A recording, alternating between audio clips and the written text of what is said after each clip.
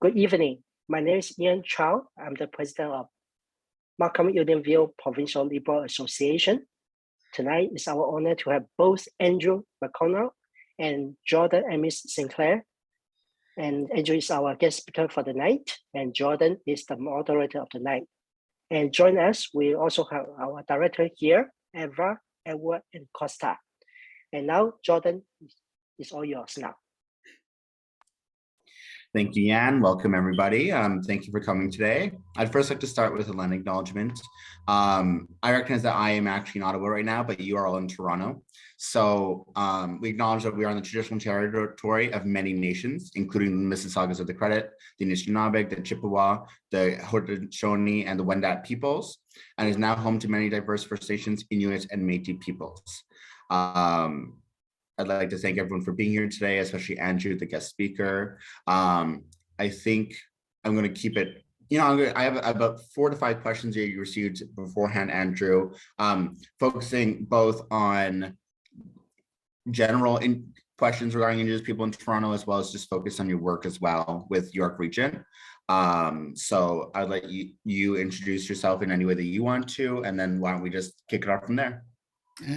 Okay, miigwech, Jordan. Giwed no ganu dishnakas chichakan no dem nipsing and dunjaba nishnaban in indo. Gayeshaganashin in indo. Name in English is Andrew McConnell. I am the coordinator for First Nation Métis Inuit Education for the York Region District School Board. Also an Indigenous parent, 2 children attending school in the TDSB. I was an Indigenous student myself at one point when I grew up in Brampton. Prior to my present role, I was a consultant for the board for Indigenous education. Prior to that, I was a teacher in the board, actually focusing in technological education, but because of my background, because I am Anishinaabe, and have always, sort of walked that path my whole life, was able to step into this position and have been kind of working on Indigenous education in my board with other people in the province for the last 6 years. So, and for those of you who don't understand Anishinaabe, I did say I am Anishinaabe, and my home nation is Nipissing First Nation, but I am an off-reserve member. I did grow up down here in Brampton, and I currently live in the city of Toronto, where I've lived for 20 years. Thank you so much. I guess I should probably introduce myself as well a little bit more. My name is Jordan Sinclair. I'm Cree from Anishinaabe Nation in Treaty 4 territory. I also have Métis family as well, coming from the Red River. I am very happy to be here today. I was going to add, I'm also the Indigenous Outreach Coordinator with the Ontario Liberal Party. So if anyone has any questions or any engagement questions or concerns regarding Indigenous peoples in Ontario, feel free to reach out. I'm your guy. I'm a Two-Spirit person as well. So if you have any questions regarding that as well, I work for the Government of Canada. So I'm very happy to answer any of those questions. I'll also add my email into the chat after, that if anyone does want to reach out to me, they can get that direct access. So I'm probably, well, for me at least, I'm probably separating a bunch of people from food. So I guess we'll probably just jump right into it. So Andrew, you already told me about yourself, but why don't you give us a little bit more about your experience working with Indigenous communities in Toronto, and perhaps why and what led you down that path of reconciliation, and then maybe after Andrew we'll go to Evra for questions. But sure. Yeah, it's kind of an interesting piece, right? Because within the school board, I did not enter into the board to do work specifically on Indigenous education. And I'll be honest, when I started the school board, which was 16 years ago, we still weren't really included topic wise. So it's not like there would have been a position for me to move into. It was a lot of events happened that kind of brought me to this point. I was actually asked to do the job like 3 times. I turned it down 2 times, and then finally on the 3rd time, a couple of people kind of asked me in a very particular Anishinaabe way, and I agreed to apply for the job, because that was kind of my point. It's like, okay, I'll apply, And then when I got the position, it was like, okay, well, now I've got to do this because I said I would do it. And I said, I said I would do it in a really good way. Jordan, if you know, I accepted tobacco over it and stuff like that. So at that point, I was kind of committed. The reason why I do it is because, as I said, right, I'm an Anishinaabe parent with kids attending public boards. And so I have certain expectations about what education should be like for them. I know what education was like for me. I know what it's been like for my cousins, all of my extended family. And there's that sort of hope that it could be better. That really is what it comes down to, because our school systems have been built by a colonial basis. They look like the school systems that exist pretty much everywhere the English went. And it's problematic for those of us who are Indigenous, right? It's difficult to step into who we are when we step into school. And it doesn't seem right to me that we need to continue in this way, that when we live in our lands, when we live amongst our communities, when we live amongst our families, that somehow we have to set aside who we are when we step into schools. So that really has been the focus of what I'm doing for the last 6 years, and I've really taken it personally. The one thing that it has brought to me for the last 6 years doing this work is I finally get to work again with Indigenous community. When I first started working, before I was a teacher, I worked in the media. When I first started working in the media, I actually wrote for Aboriginal Voices, which was an Indigenous arts publication in Toronto. And I loved it. It was absolutely amazing to be able to sit and work with other Indigenous people all the time. It was very comfortable. I never had to explain anything, which was really good. And then, of course, I went away from that. I worked at CTV News for 7 years, and that was a very non-Indigenous place. And so I got used to just being Indigenous outside of the workplace. And the same thing happened when I came into the school board. I didn't get to, really be myself or use what I knew or who I was. It was the same thing for the kids, right? I'd meet kids who were Indigenous and, we'd kind of talk. We'd have those conversations that other Indigenous people have. But again, there wasn't a place for us in the school board. So as opportunities opened up, I really appreciated when people were kind of like pushing me to do these things. Some of the best stuff that's happened in the last couple of years, I get to liaise directly with the Anishinaabe education system, which is a special education system that it's an agreement that exists between Ontario, Canada, and Anishinaabe nations. I get to support Georgina Island First Nation to see that system work, which has been really amazing to be there as it started. I really like that I get a chance to advocate for other Indigenous families, whether they happen to be Anishinaabe or Haudenosaunee, Métis. We have Dene families, Inuit families in the board to try and advocate to see positive changes for them, as well as to support other Indigenous educators at the board. And that's been a big part of my focus in the last couple of years, though it's really difficult because we don't know where they all are. Right, there's that piece of people don't necessarily identify to the system, but that's sort of been my experience in the last little while. That's what I've been working towards. Yeah, and I'll be honest, I come from Treaty for Territory in Saskatchewan, and I think there's a difference also with how numbered treaties worked, sometimes through adoption of education systems. I grew up in an area in Regina that was quite mixed in the sense that we have one of the largest Indigenous populations in Canada, especially for urban, that you can visibly see and see compared to other minority groups and other, non-minority groups. I was very closely raised to my culture in the sense that my reserve was only an hour away, and I spent a lot of summers there and a lot of time there. And our school systems have for a long time been considering a lot of things that just are now being contemplated in places in Ontario. So I as unlucky as I was also more lucky. So it's really great to hear that. However, I even alluded to it too in saying that we have a very large urban population of Indigenous people in Regina, but there's even larger urban population in Toronto, but it's different.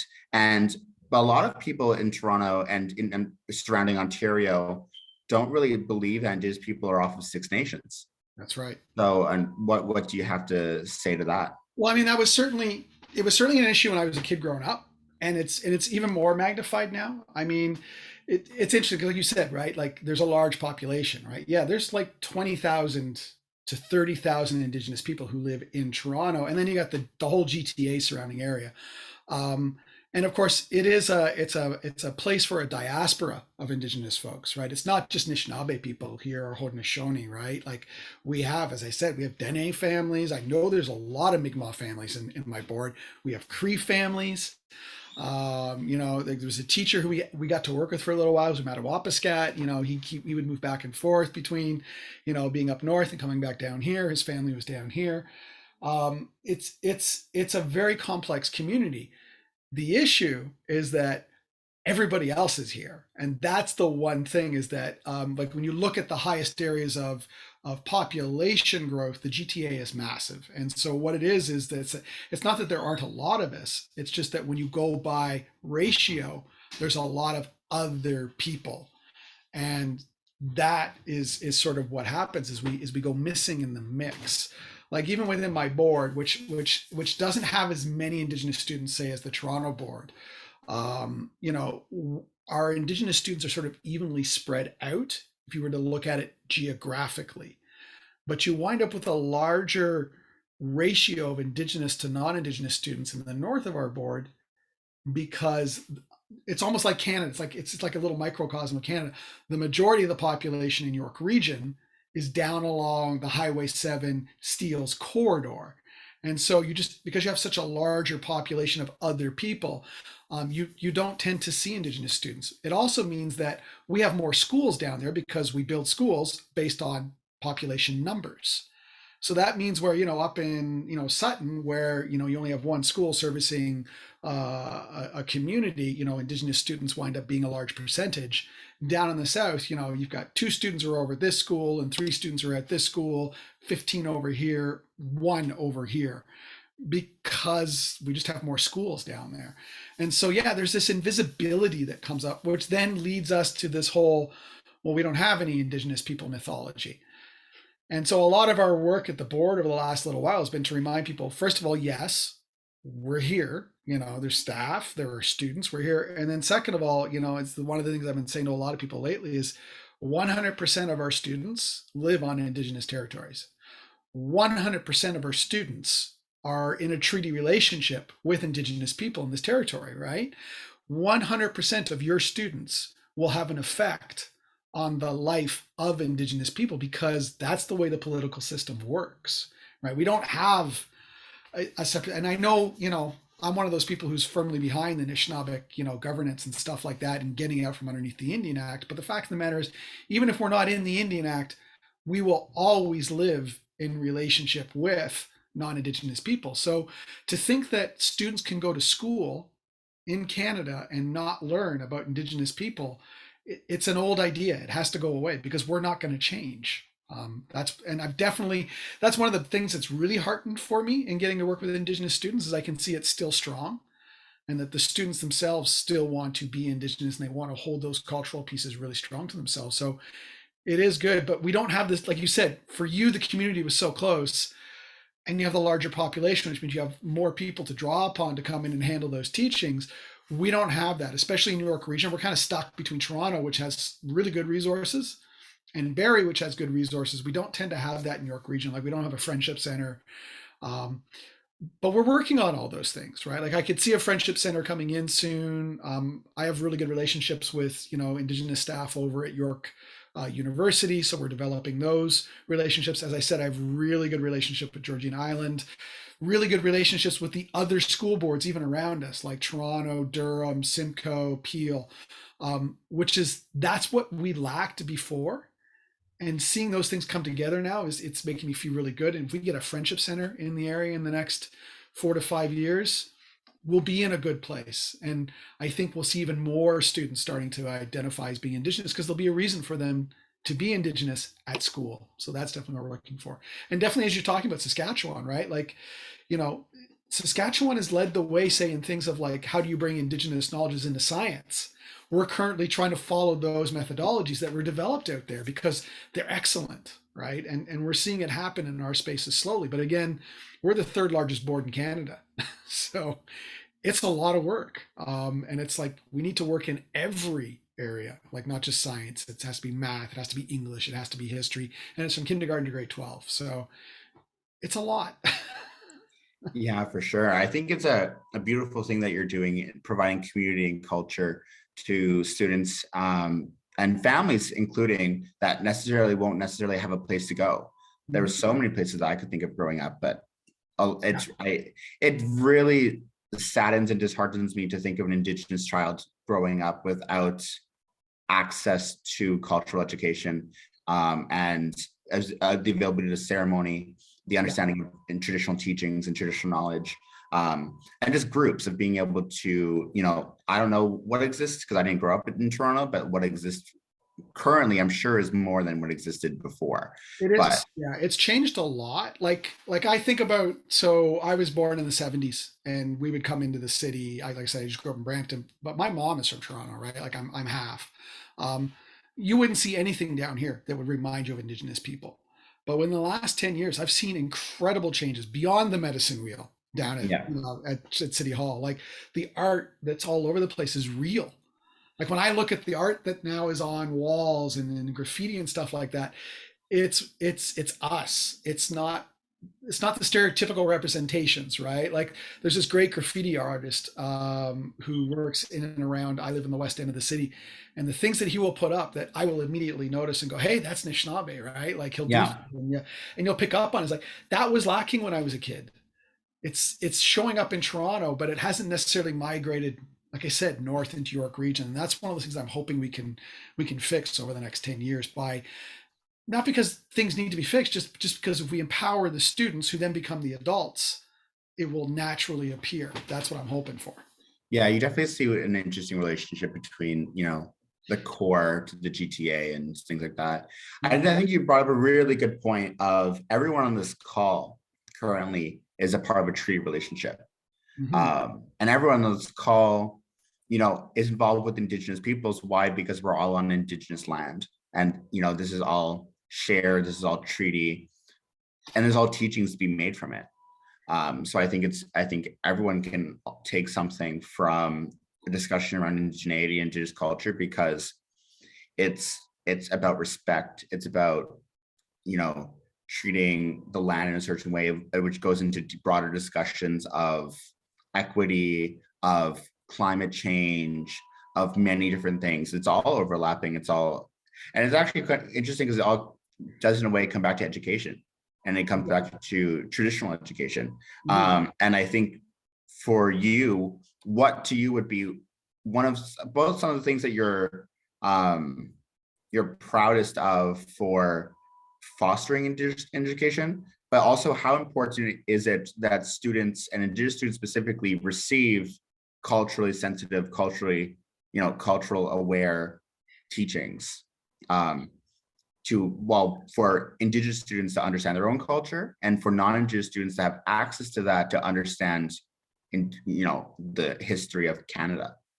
Yeah, I mean, when it comes to Indigenous students and families, I would say one of the things I'm most proud of in the work we've done in the last 2 years has been able to maintain things. Because when COVID hit, we had programming that was face to face, and all of a sudden we couldn't do it, and we were at this sort of loss. It's like we had to cancel all of these events that we were going to do with kids, and we're like, how the heck are we going to keep this going? Because we were really worried about our students, right? They were going to get. We were worried they were going to get lost. Period. Just in learning because we were going to online. And then we were worried we're going to go back to people not knowing who they are because they don't see themselves at school. And through that sort of opening process, through the month of March and then into April, when we started to see the possibilities that existed through online connections, all of a sudden we were able to open up something that we had never thought of before, that we had never done before. And that was connecting with people at a distance. And when I talked earlier about how we have this diaspora population, it was like, where would I necessarily get access to good, authentic Mi'kmaq teachings for Mi'kmaq students? Because we're not on the East Coast, and I don't know all of the elders that are necessarily living in this space. But all of a sudden, we could access community, and people, as usual, as you would know, right? We're offering freely of their time, which of course, it was never free. We were always, paying them for their time, but they offered themselves up and said, I'm here. And it was great because then we got to also have the cross-cultural learning that happens from Indigenous person to Indigenous person, right? Like I know that the first time I went to Saskatchewan and I was at an event and they did a land acknowledgement and they acknowledged it, like you said, it was Treaty 4. And it was that first moment where I went, oh, hold on a second. I actually am on somebody else's land, right? It was that same, because the only other time I get that feeling is like, say, when I go to Six Nations or if I go to Tyendinaga and I'm like, okay, I'm on Haudenosaunee land all of a sudden. Because it's a different relationship when I'm on other Anishinaabe territories. Like it might not be mine, but it's Anishinaabe people, right? I know where I am. I know how I play. I know how I act. There's that wonderful cross-cultural learning because then you find out those pieces about what it is to be Indigenous, the big I, and then what is it to be Anishinaabe, or what is it to be, Ganagayaga, or what is it to be Mi'kmaq, or Innu, or Cree, or right? And that was something that we were able to start giving the kids because we went online, and so they were actually able to start learning from other people, which then allowed them to learn from other people's wisdom, but also start to solidify for themselves who they were. Because one of the biggest confusions we have to support teachers through right now is that anything that they hear coming from a community becomes Indigenous. And it doesn't matter how much we say, acknowledge the community it comes from, that's still where they go. Because again, teachers were educated in this system. And their default is always going to be to go back to what they know, which is, all they've done is they've swapped one I word for another. Right. And so now we got Indigenous. And it's nice, it's respectful, but the problem is that then you start to confuse things. Like we've had teachers who will take the 7 grandfathers and run with it. And we're like, could you please slow down for a second? Right. Because 7 grandfathers is taught in a particular way by certain people in certain ways. But once it sort of hits the internet, people are trying to do their work. They find things and they go with it without first asking, whose is this? Is this the right place, the right time? Do I do it in this way or should I reach out, right? And it's even that concept of community, right? Sometimes people don't see, both myself and my colleagues that I work with, the other consultants and stuff like that, they'll come to us and say, can you get me in contact with somebody from community? We're like, we're right here. Like we are community. Like we are like, I work with Métis people, I work with Haudenosaunee people, I work with other Anishinaabe people. But I have to say that for the students, that one big success was all of a sudden we were able to get them in touch with learnings from their communities. And we felt really good about that. The other one is that we've been able to maintain progress. Like it's, as bad as it was, we've still kept a forward progress. And I would say that at this point, the board is really reaching a point where we're starting to see change, not just in this classroom or that classroom. We're starting to see it happen in schools. And we're also starting to see people question ways of doing and practices that go beyond just the classroom, right? Even to the point where our human resources department is doing training right now because they recognize that they have an issue with hiring Indigenous folk, and that really needs to be dealt with through training. So we've been able to set that up for them. Wonderful. Yeah. Yes, I do have a question. So as a parent, and I live here in Markham, and to be honest, I have very limited knowledge about Indigenous affairs. Where can we start and how can we get related? That's the next thing that I've come to realize this year. So like we were trying to support the renaming of one of the schools in the board that was renamed Nokida Public School. And it became apparent that like we were doing all this education pieces for teachers, who are in turn doing all these education pieces for students. And then we had a whole bunch of parents from the school board saying, well, we don't know why we're doing this. We don't know what this means. And all of a sudden there's that realization you're going like, we actually have to start doing educational pieces for parents, which is kind of what we're coming around to, is we're starting to try and make use of the board's website. But again, that's a question of we need to produce the materials, we need to get the materials up there, and we need to make that available for parents. Because right now, the only way parents are learning is when kids come home and bring it into the house and they share it. And it's this piece of understanding. It's not just new Canadians. Like I said, it's old Canadians. It's people who've been here for 20 years. It's people who've spent their whole lives here, because our education system up to this point in Ontario has not done much to teach about Indigenous people or include us in education. So honestly, that's one of our next pieces, is how do we put those material pieces online? We're starting with the land acknowledgement, right? Because again, people keep asking, what is the land acknowledgement? When do we do it? Why do we do it? What does it mean, right?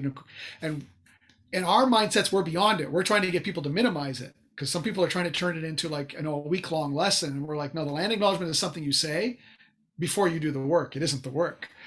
But we realized we need to inform people about what it is. What are those connections to the modern day piece, and even what are those pieces to, the ancient practice of acknowledging land, right? Because we were mobile, right? We moved around the territory, right? And you'd meet people and you'd acknowledge whose land you're on. You're not encroaching, you're not invading, passing through, right? So that's kind of where we are, Jan. It is trying to develop those basic pieces for all parents. Thank you. Go back to Jordan.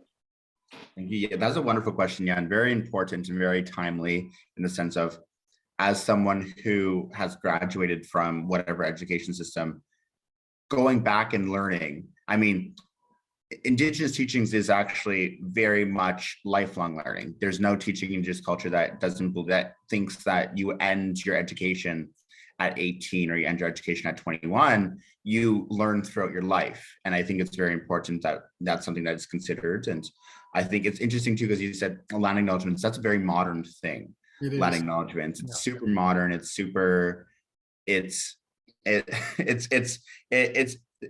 very much like trying not to offend anyone, making sure that you get it right.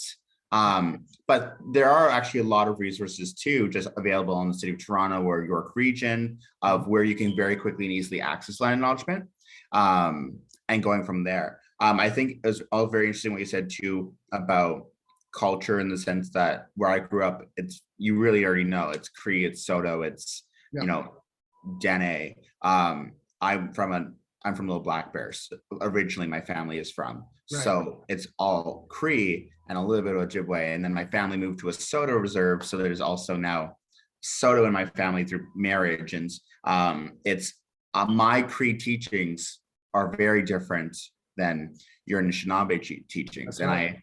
I did a first year Indigenous Studies course that's mandatory in Saskatchewan for university students. And it's very interesting because we had a Métis teacher who taught us the Métis teachings. I knew my traditional Cree teachings, but they actually used examples of mostly Anishinaabe teachings, which was really interesting. Like the Anishinaabe creation story, which is different than a little bit different than the Cree creation story. Mm-hmm. But I know a lot more folksy stories about, the raven and right. and what those symbols and the owls and what those symbols mean to me mean a lot different to someone who would be in Anishinaabe or Mi'kmaq. It's not general. Well, even within Anishinaabe, Nate, exactly. I'm Eastern, and most of my exposure has been Eastern, but then people will bring stuff in that's like from way out west, right? And you get all this interesting interplay that happens culturally, right? That exists everywhere else in the world, right? Like my wife's Italian. I married an Italian woman. And I will tell you, there's a huge difference between Southern Italian, Central Italian, Eastern Italian, Western Italian, Northern Italian. Again, those things exist, and they definitely exist even among Anishinaabe peoples. And it's difficult for school boards, right? I'm watching my own child who's here attending school in grade 9 in Toronto, right? I'm supporting York Region. He's attending a totally different school. And they're doing art. And of course, the art course they're doing is around Indigenous art. And I have to say the teacher's doing a pretty good job, because it's difficult, right? Like, how do you do this without appropriating? How do you learn from without remaking? And it's funny for him, because he's like, well, anything I do is Indigenous art. He's that clever about it. But there's that moment where they brought in the 7 grandfathers, and he's literally texting me in the class. He's going, they're not doing the story. Who are these animals? What is this going on about? Because again, within our teaching that we have, there's a story that goes with it, and the animals aren't like these animals aren't associated with them. And it was interesting for me to just kind of tell him just go with it. When you come home, we'll talk about it. Because again, it's that whole sort of. That said, I will say it's a bit better than when I was a kid, because when I'd be in class and a teacher found out I was the native in the room, all of a sudden I became the expert, even if it wasn't my people, right? And that certainly was frustrating. And I'd come home and talk to my dad. Did you know we used to live in longhouses? And my dad would look at me and say, no, not us. That was the other guys. And again, it's good that my dad had enough knowledge of who we are, where we come from. Because again, he grew up right next to our community. He knows who we are. That I got that stuff at home. But I always, like you said, it pains me. I worry about the students who are attending school who are being told something that isn't necessarily from their people, and they're going home and now they're just confused, or they start to doubt, am I actually Indigenous, right? Because there's a lot of voices out there telling them they're not, right? There's always that piece. I agree. I think, well, we're not the log houses either, and there's the separation between the swampy, the plains, and the rock and the stony tree. And I think everyone also in this call understands what it means to be the token minority, the token, oh, you're this person, you can speak on behalf of all of your people, or you cannot speak all. But even though I shouldn't actually, I only use China as an example because I spent a lot of time in China, and people in Beijing are very different from people in Shanghai, and they would not want to be confused with, and let alone Hong Kong. So, so I definitely, think it's very much like that in the sense that I don't feel comfortable speaking on behalf of someone who's Anishinaabe. I don't feel comfortable speaking on behalf of someone who's Mi'kmaq. And moving away from the pan-Indigenous is very important as well, and moving into that. I think the pan-Indigenous is also part of the reason why people can say you're non-Indigenous, because, oh, you don't look stereotypically like the Indigenous person, which has its own issues, and you grew up in an urban setting. You didn't grow up in, and especially because when pan-Indigenous is discussed, it's really dangerous because it's really modeled off the West, which is not everyone's realistic. Like, sure, I fit more categorically into what the pan-Indigenous person would be like because I grew up, near my res, and there's a lot of that stuff going on, but a lot of people didn't. And I've actually had to talk to a lot of people who are also white passing, who are Indigenous, saying that, no, this does not make you any less Indigenous. And I mean, it also, just as a side note, it doesn't help the fact that our own community is infighting about what indigeneity is and what are they, exactly, and that kind of stuff. But I think it's just any movement and work that's being done is very important. And I'd like to close off before we go into any questions with just one last question to you, which is, we've talked a lot about what is being done, what has been done, the differences between that, why they're important, but what's next? What do you want to see next? And I think Yan led into it a little bit with the parent question. Yeah, so in a very practical sense, it would be to provide materials beyond the classroom so that parents feel that they can support children when they come home, and so that parents feel they can start learning. That's one piece. For Indigenous students, again, it's about growing their connection to other Indigenous students in the board. We have an Indigenous Student Council, have had it for 2 years. We have an Indigenous Student Trustee, have had it for 2 years. Those students are really taking it upon themselves to start to grow that resource for their colleagues.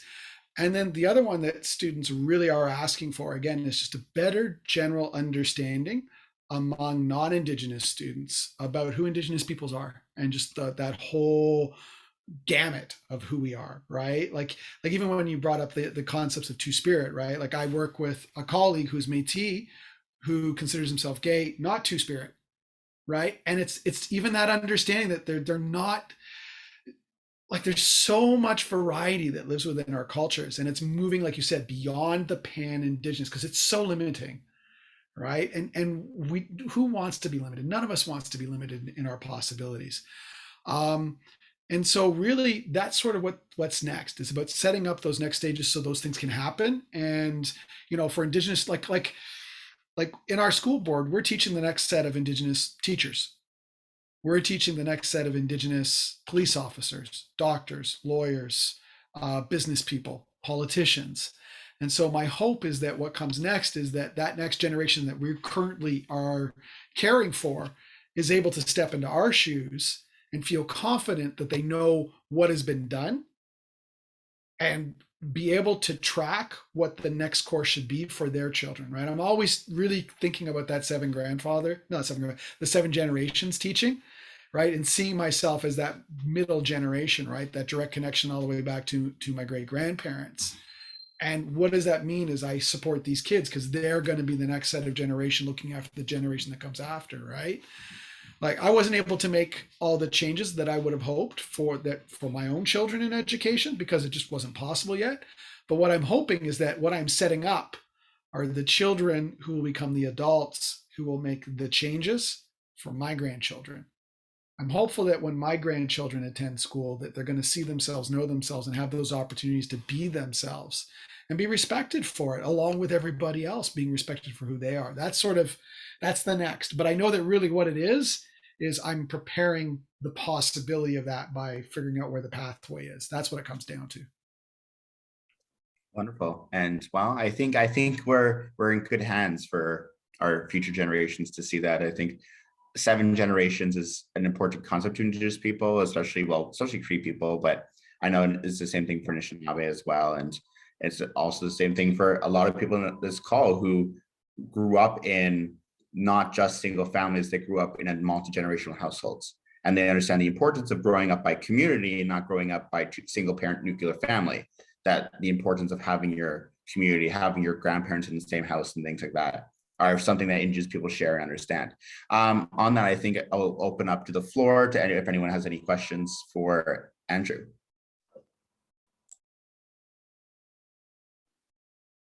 Any questions from our directors?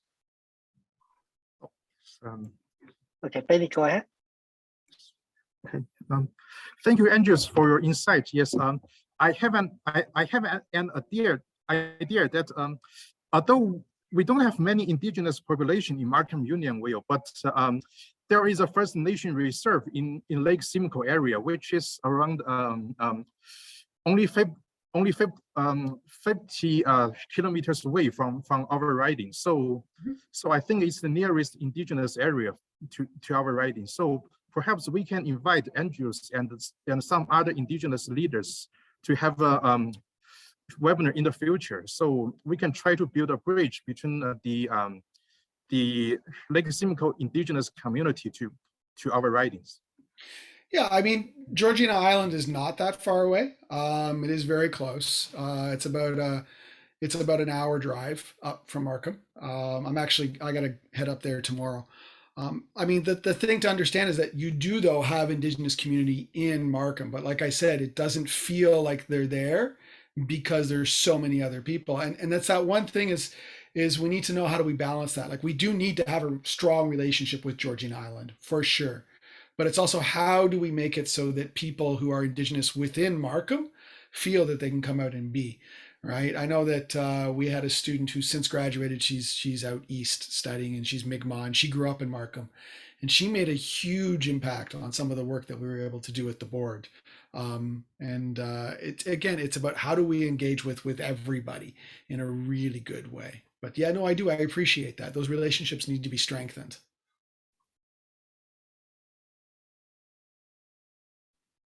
Evra, it's your turn. Evra, you're muted. Muted.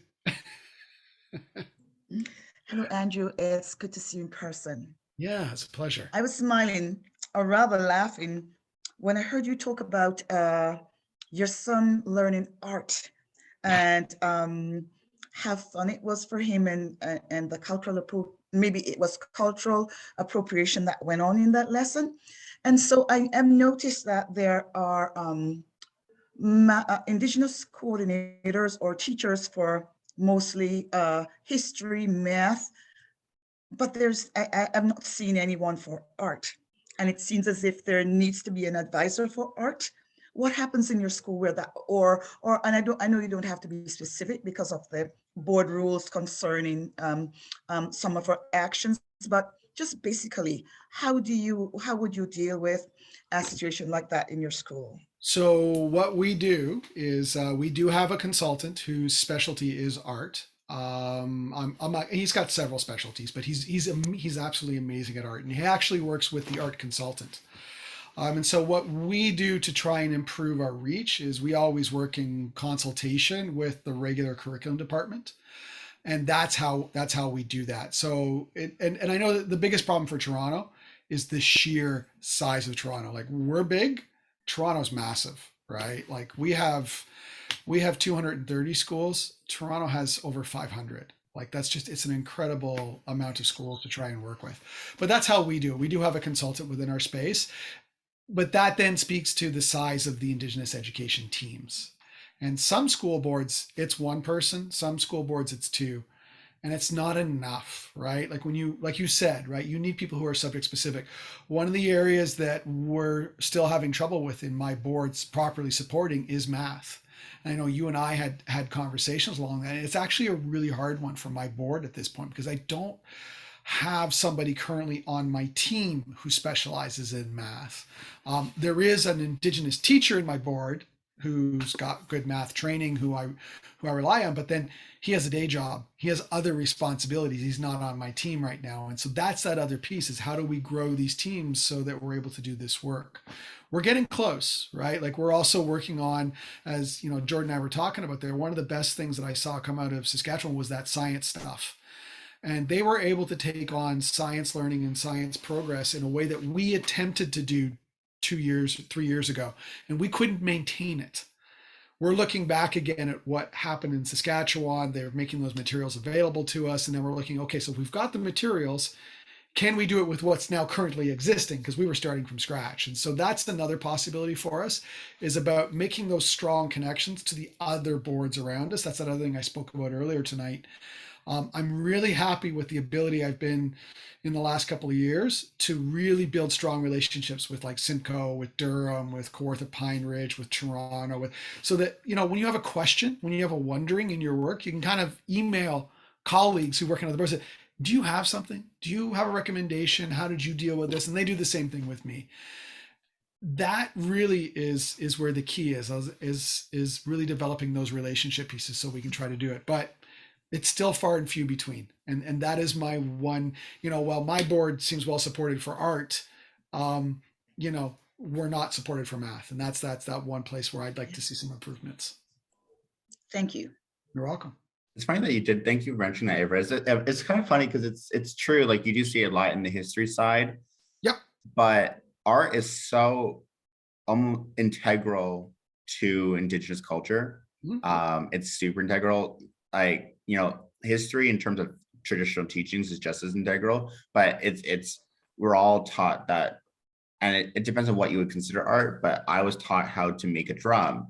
I was taught, I'm traditionally taught in singing and drumming. So, and that is art, that's music and art. So although I'm crappy at painting, I can't bead, but there's definitely, you know, it's Indigenous art is so core to who we are as Indigenous people, and everyone will say that.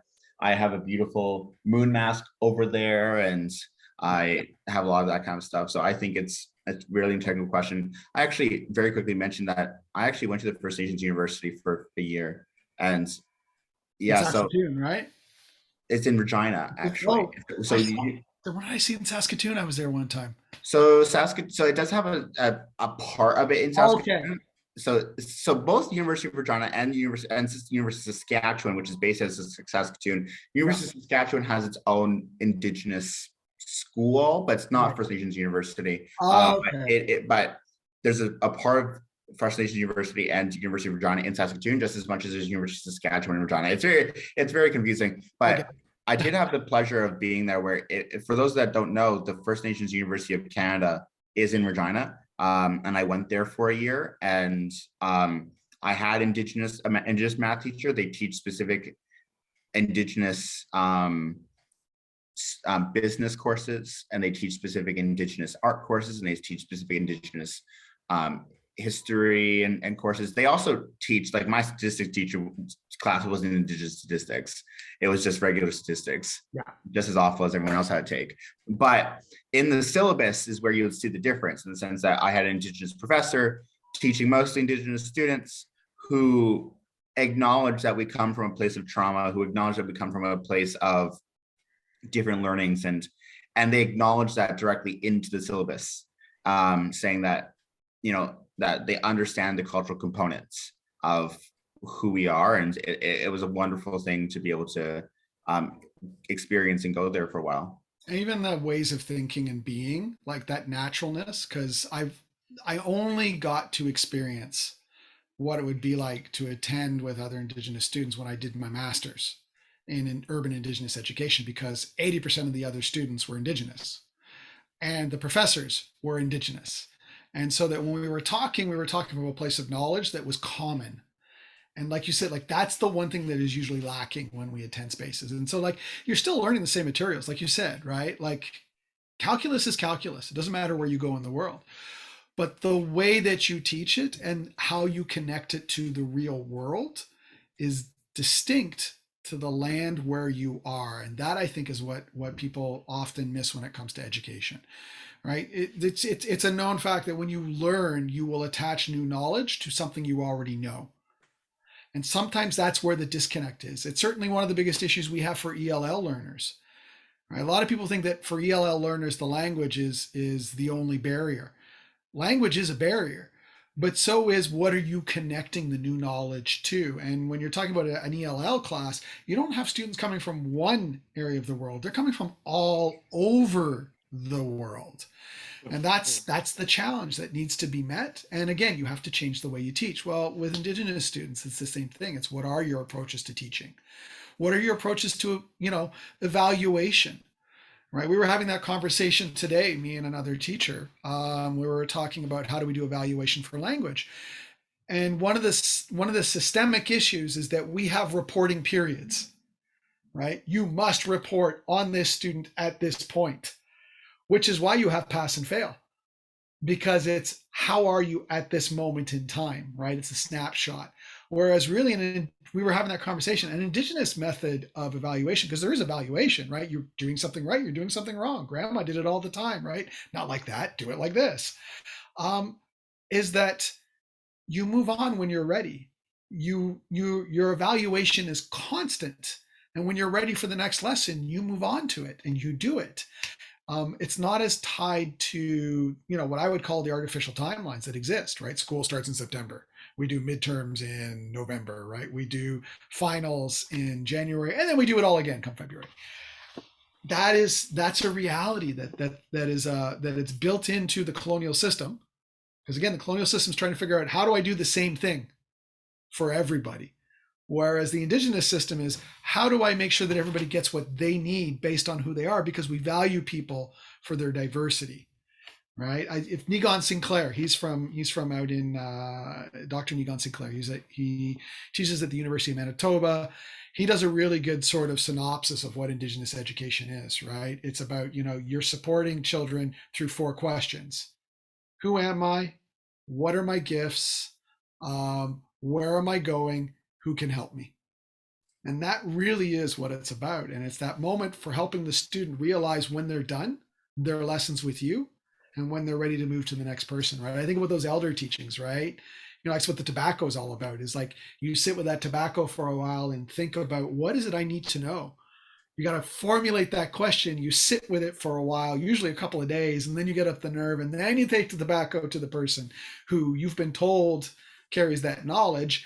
And when you give that tobacco to them, you know what the question is now because you thought on it for days. And when you give it to them, the person will look at the tobacco, think about what you've asked, and then they have to do that own evaluation on themselves. Go, I am the right person, or I'm not the right person, or you're not ready yet because you haven't formed the question proper. Like those types of pieces. That's the way that we pass on that knowledge. But that's not the way our system works. And so, and that's what I haven't figured out. I don't know how to take those two things and do them together. Oh, the industrial age Yeah. education system. And best believe that if you forgot, cooking would make sure you remembered the lesson too. That's for sure. Yeah.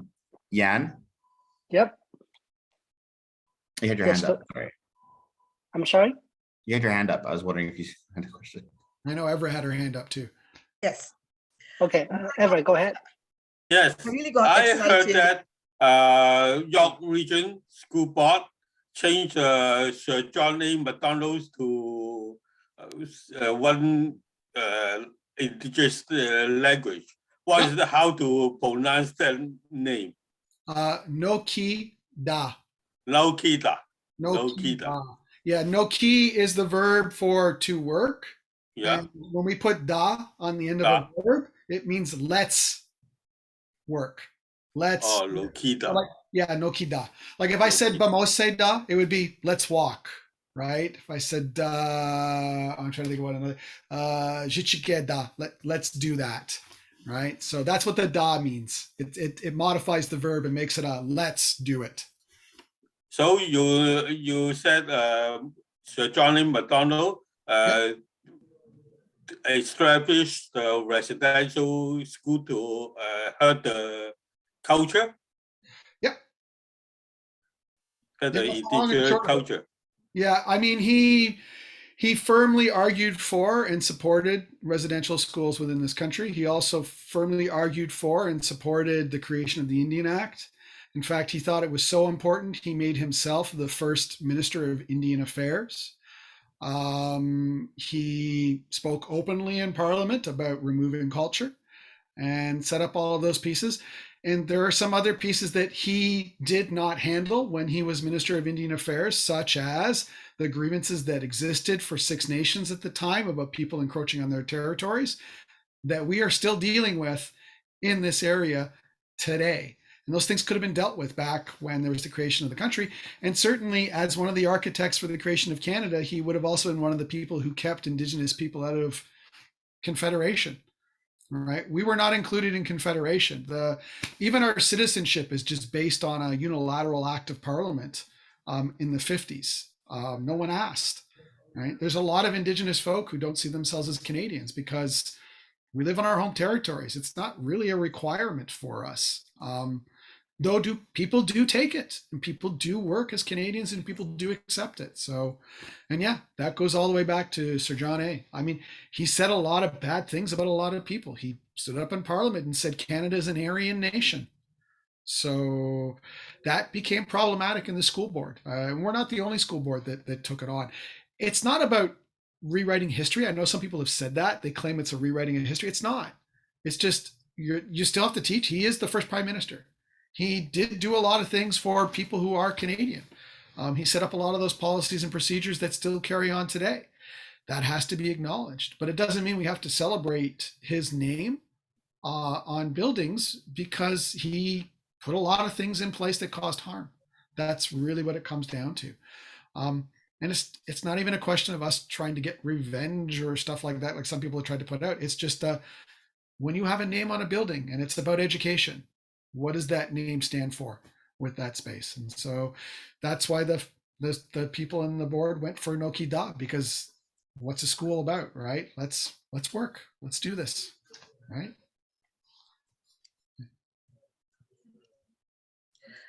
Andrew, as a Liberal member, I have to be very political, and I'm going to rewind you a little bit because math is my area of focus.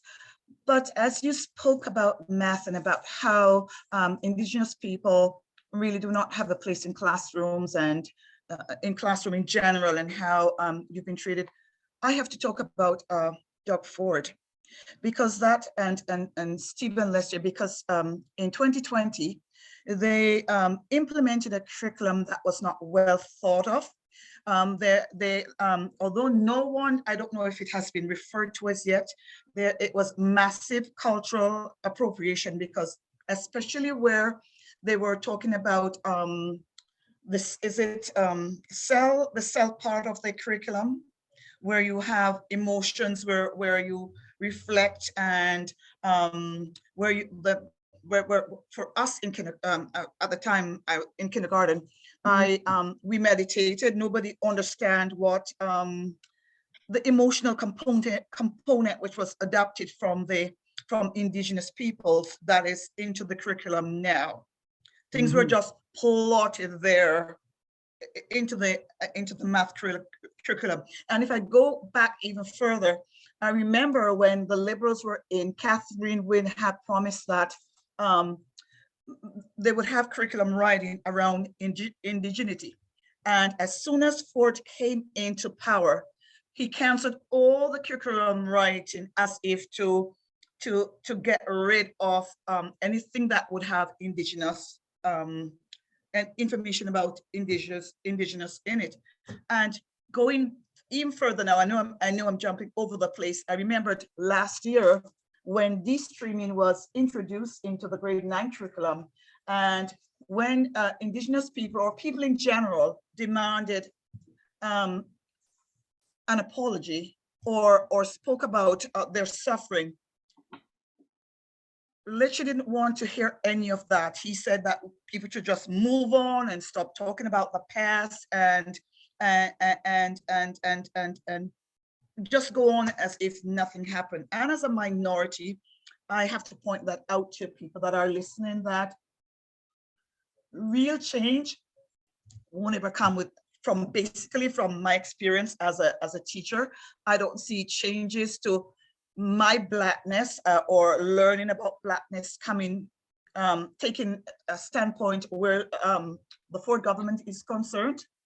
If we want real change to education, we have to revert. We have to stand for what the liberals stand for, because I remembered how much people were reduced to not. I shouldn't say reduced, but people from different ethnicity. I didn't feel that we were acknowledged based on how things have been implemented in this government. I mean, my role, regardless of what government, because governments are going to do what governments are going to do, is, and this is what my team really works toward, is that regardless of what comes through curriculum wise, is that we provide that human connection for all the families that we can. We have the self-identified students, so we know who they are and how we can reach out to them and make sure they're cared for. But even anybody else, like when a teacher calls us and says, I have a student who's telling me they're Indigenous and they need help and they're not on our list, it's fine. We support them. And when non-Indigenous students call and say, hey, I want to learn about this, and they ask us questions, we support them. That's sort of our piece, because that really is, again, I'll talk about, as much as I work for Board of Education, I'm responsible to community. And like we said, with the seven grandfathers, 7 generations, all those ideas, that's who I work for. I work for students and I work for their parents, regardless of. And, policies and procedures will change all the time. The key thing is to continue to build those relationship pieces. So that's how I deal with it. And I know how valuable Indigenous knowledge is. It's for everybody. Miigwech. Hi, thank you very much to that amazing question, Evra. And then your very thoughtful and backgrounded answers on all of the questions, Andrew. We really appreciate having you here. Thank you for your knowledge today. Thank you for bringing what you have learned over the decades to be able to bring and teach, and I think it's beautiful. So keeping knowledge at the time, I see it's 8 p.m. I have included my email into chat, so if anyone has any further questions or wants to get a hold of me, you can either email me or Yan, and we can further those questions along to Andrew and get responses to you if you'd like. But thank you very much, and I'll give it to Andrew to give some closing words, and then maybe to Yan to close out. Thank you very much. It really was a pleasure. I'm happy to be here, and I hope I was helpful. And Jan, I'll pass it back to you. Miigwech. Okay. Thank you, Andrew and Jordan, of your time. And for all of our audiences, I know that the election is coming on June the 2nd. If you'd like to volunteer, donate, or help us, please visit mupla.ca. And good night.